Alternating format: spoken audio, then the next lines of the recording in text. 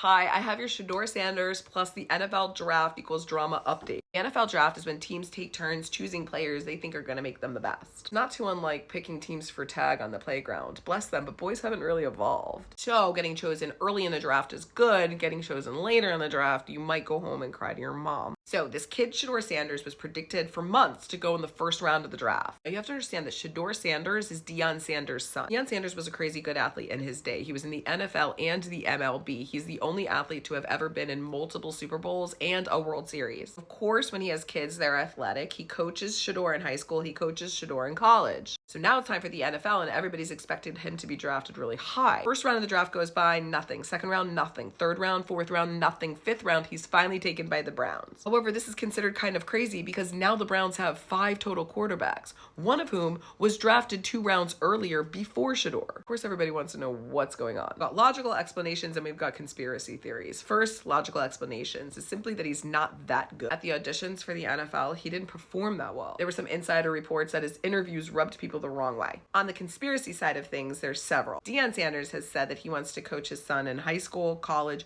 and in the NFL. If you're a coach of a team, you're maybe thinking, I don't want to be out of a job one day. Another conspiracy theory was that it was a collective FU from the entire NFL toward extreme NIL deals. I do love myself a good conspiracy theory. I do think this was a bunch of factors. According to some reports, he came off as too cool for school in some interviews. He chose not to do all the workouts at the NFL auditions. I think his dad's Coach Prime, larger-than-life personality disrupted some thoughts. He's just not as talented as other quarterbacks. Now this is going to be super fun for us. It's Shedeur versus 4 other quarterbacks for the Browns, and like, who's gonna win? And anybody that follows me that's a Browns fan, anytime you have updates, you're gonna have to send them my way. That's it for Shedeur. I'll do another NFL draft video tomorrow.